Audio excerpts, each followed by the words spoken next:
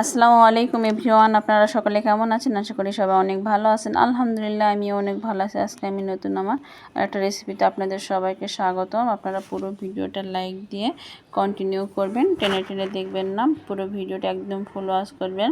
আজকে আমি অনেক মজাদার স্বাদের এই সিলভার মাছের ভুনাটা করব, এটাই আমি আপনাদের সঙ্গে শেয়ার করব। আমরা তো মাছ সাধারণত অনেকভাবে রান্না করে খাই, কিন্তু এভাবে রান্না করে খেলে দেখবেন অনেক টেস্টি হয়। চলুন পুরো ভিডিওটা দেখবেন, স্কিপ করবেন না। আমি মাছের ভুনাটা কিভাবে করি সেটা আপনাদের সঙ্গে শেয়ার করব। এখানে পেঁয়াজ কুচি, কাঁচামরিচ, ধনিয়া পাতা ও টমেটো নিয়ে নিয়েছি। আর এখানে আমি 4 পিস বড় বড় মাছের পিস নিয়েছি। মাছের শুধু চাকের সাইডটা নিয়েছি, এটা আমি পেটা নিয়েছি না। এই যে দেখুন, প্রথমত আমি মাছটা সুন্দর করে ধুয়ে নিয়ে পানিটা ঝরিয়ে নিয়ে এখানে লবণ, হলুদ এবং মরিচের গুঁড়া দিয়ে সুন্দর করে মাছের মধ্যে মাখিয়ে নিব। মাছটা আমি ভেজে নেওয়ার জন্য আমি সুন্দর করে মশলাটা দিয়ে মেখে নিচ্ছি। এই যে দেখুন, আমি কত সুন্দর আলতো করে আমি মেখে নিচ্ছি। এখন আমি একটা কড়াই বসাই দিয়েছি। কড়াইটা গরম হয়ে আসতে আমি দিয়ে দিলাম সাদা তেল। সাদা তেলটা ভালোভাবে গরম হয়ে আসলে আমি এখানে দিয়ে দিব মাছগুলো আমি সুন্দর করে ভেজে নিব। আর অনেক বন্ধুরা আছেন ভিডিওটি দেখে কিন্তু লাইক করেন না। তাদের বলতেছি প্লিজ আপনাদের একটা লাইক আমার কাছে অনেক মূল্যবান। ভিডিওটি দেখবেন, দেখে একটা লাইক করে দিবেন। আর নতুন বন্ধু যদি হয়ে থাকেন তাহলে একটা সাবস্ক্রাইব করে পাশে থাকা বেল আইকনটা ক্লিক করে দিবেন। আবার নতুন কোনো ভিডিওতে নোটিফিকেশন পেয়ে জেনে চলে আসতে পারেন। এই যে দেখুন, আমি মাছের এই পিস টপিসটা আমি সুন্দর করে ভেজে নিচ্ছি।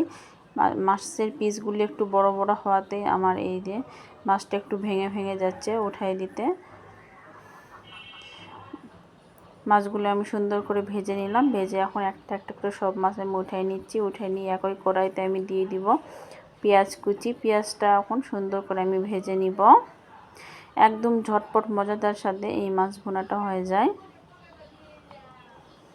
যে দেখুন, আমি পেঁয়াজটা একদম লাল লাল করে ভেজে নিচ্ছি।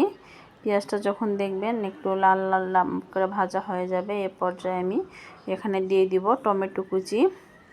এই মাছ ভুনার মধ্যে একটু টমেটো দেওয়ার চেষ্টা করবেন। টমেটোটা দিলে তাহলে মাছ ভুনা টেস্টটা অনেক ভালো আসে। এই যে দেখুন, এখানে আমি একটু টমেটোটা ভাজার জন্য একটু লবণটা দিয়ে দিলাম, তাহলে টমেটোর মধ্যে থেকে পানিটা বের হয়ে টমেটোটা সুন্দরভাবে ভাজা ভাজা হয়ে যাবে। এই যে দেখুন, এখানে আমি ঢেকে রেখে একটু টমেটোটা সেদ্ধ করে নেব। এই যে দেখুন, টমেটোটা আমার সুন্দর করে ভাজা হয়ে গেছে। এখানে আমি একটু বাটা মশলা দিয়ে দিলাম। এখানে আদা রসুন জিরা সব কিছু পেস্ট বাটা মশলা, আর এখানে একটু ধনিয়ার গুঁড়ো, হলুদের গুঁড়া, মরিচের গুঁড়া সব কিছু দিয়ে দিলাম। এখানে মরিচের গুঁড়াটা একটু কমে দিয়েছি, কারণ আমি মাছ ভাজার সময় মরিচের গুঁড়া দিয়েছিলাম। আবার আমি এখানে কাঁচা মরিচও দেবো, দেখে আমি একটু গুঁড়া মরিচটা মশলার মধ্যে কমিয়ে দিলাম। এই যে দেখুন, আমি মাছের ভুনাটা একদম মশলাটা সুন্দরভাবে কষিয়ে নিচ্ছি। এখানে পেঁয়াজ টমেটো সব কিছু সেদ্ধ হয়ে গেছে, একদম মশলা থেকে তেল উঠে আসছে। এ পর্যায়ে আমি ভেজে রাখা মাছগুলো সুন্দরভাবে দিয়ে দিচ্ছি। মাছগুলো দিয়ে মাছের মধ্যে এই পিস টু পিস সুন্দর করে মশলাটা ঢোকাই নেবেন। আমার এই যে দেখুন, মাছগুলো সুন্দর করে আমি মশলার মধ্যে কষিয়ে নিচ্ছি। নিয়ে এখানে আমি বেশি পানি না, সামান্য একটু পানি দিয়ে দেবো। এই পানির মধ্যে একদম মাছটা ভুনা ভুনা হয়ে যাবে। এভাবে মাছ ভুনা করতে গেলে ঝোলটা বেশি দিবেন না, তাহলে কিন্তু মাছের ভুনার টেস্টটা অত ভালো আসবে না। একদম একটা মাখো মাখো রস রাখবেন। উপর দিয়ে আমি দিয়ে দিলাম ধনিয়া পাতা কুচি আর কাঁচামরিচ। আমার এই রেসিপিটা যদি আপনাদের কাছে ভালো লেগে থাকে তাহলে ছোট্ট একটা কমেন্ট করে কমেন্ট বক্সে মতামতটা জানিয়ে যাবেন। সেই কমেন্ট ধরে আমি আপনাদের পরিবারে যেন আসতে পারি, আপনাদেরকে আমি সাপোর্ট করে যাব। এই যে দেখুন, সুন্দরভাবে আমার মাছের ভুনা এক পিস হয়ে গেছে। আমি এই পিস টু পিস আর একটু কষিয়ে নিব। কষিয়ে নিয়ে আমি এটা নামিয়ে নিয়ে আপনাদের পরিবেশন করে দেখিয়ে দিচ্ছি। মাশাআল্লাহ দিলে মাছ ভুনার কালারটা যত সুন্দর হয়েছে, এটা দেখতে মাশাআল্লাহ দিলে যতটা সুন্দর হয়েছে, খেতেও অনেকটা টেস্টি ছিল।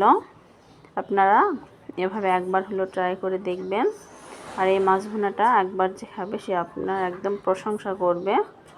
একদম ঝটপট ঘরোয়া মশলা দিয়ে এতটা মজাদার স্বাদের যে রেসিপি।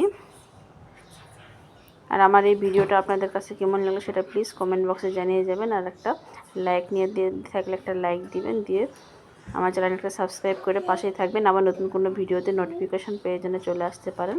সুস্থ থাকবেন, ভালো থাকবেন। আল্লাহ হাফেজ।